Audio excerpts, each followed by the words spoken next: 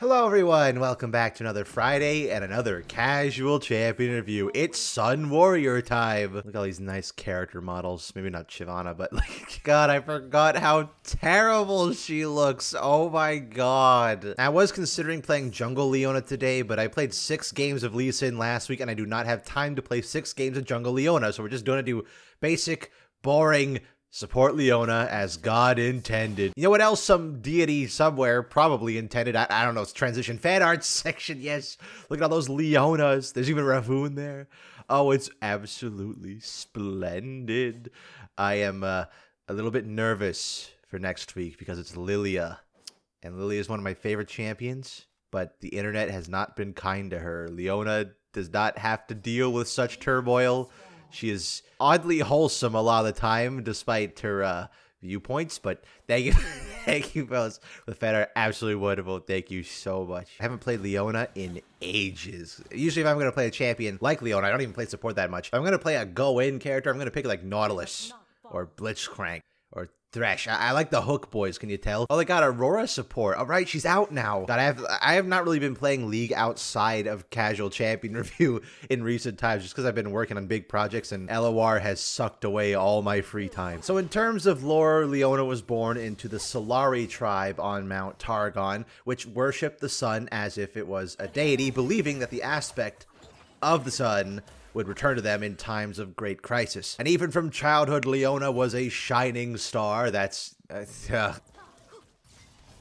Whoa. Did that really hit Twitch? Ever since Leona was a child, she was devoted to her faith, excelling in her teachings, and was undoubtedly going to grow up to become a soldier of the Raharak, which is the holy warriors of the Solari. But as she was learning, she noticed a struggling student, an orphan child by the name of Diana. And Diana was struggling because she would always be questioning her teacher's judgment, posing endless questions and endless curiosity about her faith. And because of that, she suffered routine punishment because how dare you challenge our faith? But Leona saw this as more of a challenge. She's like, well, I'm the star student. I can teach this kid to be better, to believe in the faith that I know is true. So she tried to persuade Diana to join her side, basically, and it never really worked, though their endless debates and late-night talks would lead to a wonderful friendship. Maybe more. And as their friendship grew, Diana told Leona of a secret cavern she discovered. One that puts into question the entirety of the Solari's existence because there were secrets to forgotten societies, ones that worshipped the moon. And she thought more information lay at the summit of Mount Targon. Wow. But Leona was appalled at this idea, telling Diana to swear to her that she would never bring this up again, to forego her search to find these moon warriors, as she called them, and to just come with her back to the Solari. So Diana reluctantly agreed. They remained friends, but a bit more distant, until one night Diana snuck out of her temple, and Leona's like, well, I gotta go after her. I gotta go stop her, because she realizes I am not paying attention at all. Leona realized that Diana was trying to ascend the mountain and went after her, and miraculously, they both made it to the top. Which, if you don't know, like, Mount Targon goes up to space. But as she made it to the peak, she saw that Diana had made it to the peak as well. And that Diana was engulfed in silver light. Writhing in agony, and Leona's like, oh God, I gotta go save my friend, maybe more. And she runs up to go try and save her, but she gets engulfed in a golden light. But just as her indomitable will kept her going up the mountain, it too saved her from the golden light's power, absorbing it into herself and becoming the aspect of the sun. And for Leona, this was fantastic. Whoa, my God. I know you. They put you in Targon for some reason. Get out of my mountain, you mountain. Leona realized that this was destiny, that she was the one who was supposed to protect the Solari from that oncoming crisis that she'd been told about since her childhood. But then Diana emerged as well, bathed in silver light and revealed as the aspect of the moon. And Diana was overjoyed at this, not just because she was right about there being actual moon worshippers, but that they both became aspects together, the sun and the moon. They could live in harmony because they were friends. But Leona is a stubborn asshole. It's like, no, my faith is actually the only real one, actually, and demanded that they do not share this secret with the wider public of the Solari, but they go to the priests so that they may be judged. Of course, that's not going to work out well. Like, Leona, what do you think's going to happen? Like, oh yes, this delinquent student who repeatedly berated our faith and questioned everything and then ran off in the middle of the night to go try and prove our faith was wrong. Yeah, we'll judge her fairly. So they fight, and Diana ends up winning, her sword at Leona's throat. Rat. You know what happens to cheese when you leave it out in the sun? It goes away. Wow. And Leona's hitbox on E is so bullshit. So Diana spares Leona's life and fleeing down Mount Targon. So Leona is now left to go back to the Solari and finds a whole bunch of the tribe has been slaughtered, presumably by Diana's hand. Realizing, well, Diana was actually the crisis all this time. The Lunari are a threat to our civilization. I will now rebuild the Solari stronger than ever as their devout leader, as their proudest warrior, and crush the non-believers. And to do that, she needs to hunt down Diana. I'm not really sure if that was ever cleared up or not. Like, was it actually Diana that murdered that entire village worth of people? I don't think it's ever been answered, though. I highly doubt. Like, why would Diana's first instinct to be like, yes, we can share our gifts with the world. We can share that, like, everyone will believe in us so that there's more of the Solari and Lunari. Her first instinct is to go and murder people? Nah, I don't think so. It was probably like Aatrox or something. But then why would the Solari lie about that, though? Like, they didn't know that the Lunari were even a thing. Like, they would just say, oh yes, a Lunari came and killed everyone. Like, are they just making it up? And of course, she's had some lore developments in modern time, but they aren't progression of her story. It's more adding context, because Leona and Diana were always supposed to be lovers.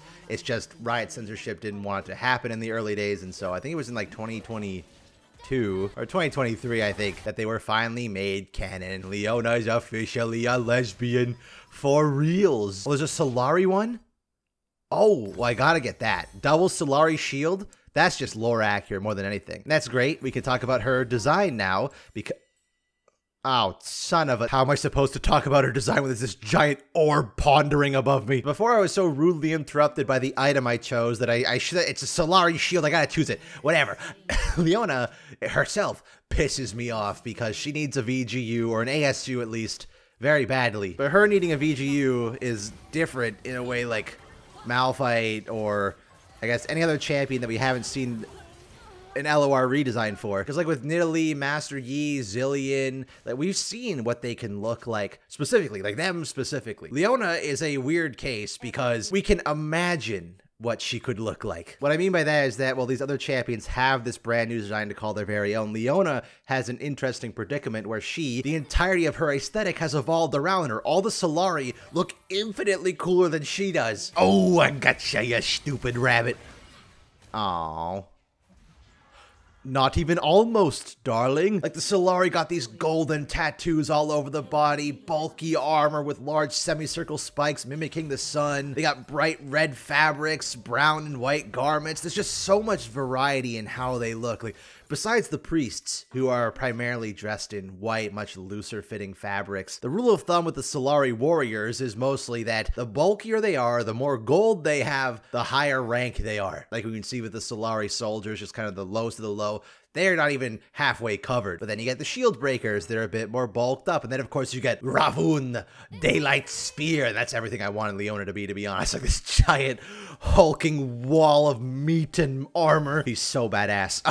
So the reason I bring up all the Solari soldiers and the Solari warriors is because Leona was clearly not designed at the same time as those guys. Leona was designed at a time when there was no care for actual proper visual aesthetic. It was still when the League of Legends was canon. So the only thing that mattered was that Leona was a female tank, because they didn't have one yet. Are there any others besides, I guess Poppy is now, but tank supports. Doesn't stop her from looking like she was ripped straight out of Raid Shadow Legends, though. Like, I'm probably burning a bridge, but I was never going to do a sponsorship for Raid Shadow Legends anyway. I feel like there's a reason I've only done like 2 sponsorships ever in the history of this channel, because I feel like I'm morally responsible if I ever promote something. Like, I'm not going to promote something that I'd never use myself. And I think trying to promote a game like Raid Shadow Legends that completely goes all my moral principles, being like a gacha mobile game with infinite microtransactions and full of character designs I absolutely loathe. I never promote that, so it would feel really shallow if I did. Mountain, get off my mountain. Ah, you flinched, you darn scorpion. No, come on, Surfy, come on, we got this. We don't got this, she left me. Zed, help me, Zed. Oh, we get him, we kill him.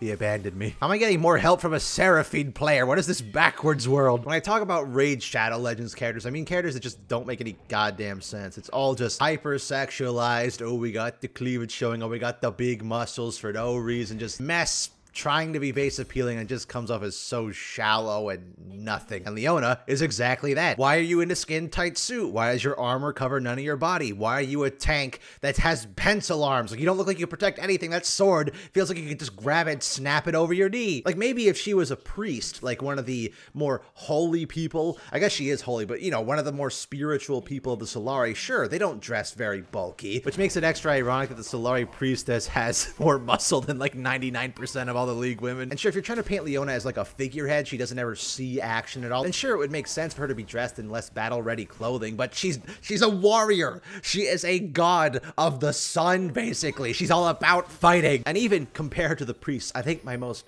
favorite instance of Leona just looking terrible is in her LOR level 1 splash art. I can finally see the design actually. I don't like the level 1 design art because if you look in the artwork and you see all the other Solari wars, why don't even bother? Just look at her compared to everyone else around her. She looks like she is culturally appropriating her own culture. The skin tight suit, the boom plating, it looks so bad. It looks like someone sent Solari gear through a shredder and then put it back on Leona, goodbye Scorpion, and called it a day. Listen, I'm not asking for Leona to be like Illaoi levels buff and beefy, but look at this redesign by Jufoot.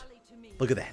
Just a little bit of extra muscle, bulkier armor, because she's a freaking tank, dude. The thing is, I'm gonna get in habit of this, of champions that I don't like. Hi, Scorpion. Champions that I don't like the design, I'm just gonna find random fan redesigns that I think did a better job. But again, that's what makes Leona more frustrating than some of these other champions like Nidalee, like Zillion, like Master Yi. They have these incredible redesigns, so we know they can look like that, and that's frustrating too. But Leona is especially frustrating because we know the potential is there. We don't even have an awesome redesign of her, but we know that she should have one because the Solari look awesome. I mean, because even in the game we have Diana and Aphelios. Those are two hardcore dedicated Lunari. And then we have Zoe, who was once Lunari. And then the opposite end we have Leona, who was a full hardcore Solari, and Pantheon was once a Solari. So I think there's room to open for a new Solari champion down the road.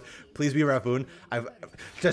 Or make Leona look like Raboon. I beg of you. It's so awesome. He's so cool. I think the game's ending, so I have to kind of speed run through gameplay a bit here. Because while they weren't designed at the same time, I think Leona's supposed to be the opposite of Diana. Because Diana's an assassin, and Leona's a tank. I should be doing damage. That's just a rabbit and a rat. I'm a god of the sun. Why don't I do any damage?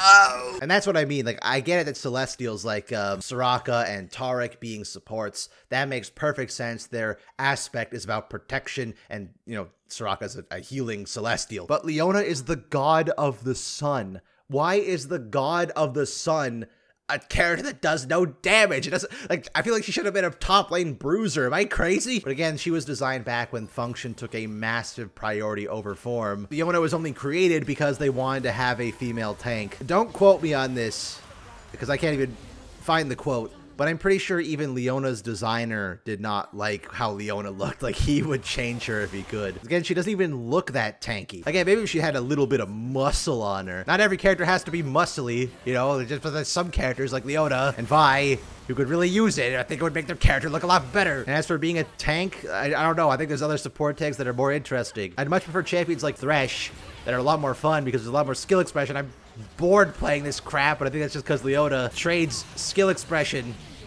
for consistency. And her skins, only the legendary skins are the good ones, so hi dude, yeah, her best one by far. What are you doing here, man? And that's it for Leona. Yeah, that's good. Okay, thank you fellas for watching this week's Castle Champion review. Next week is Lilia.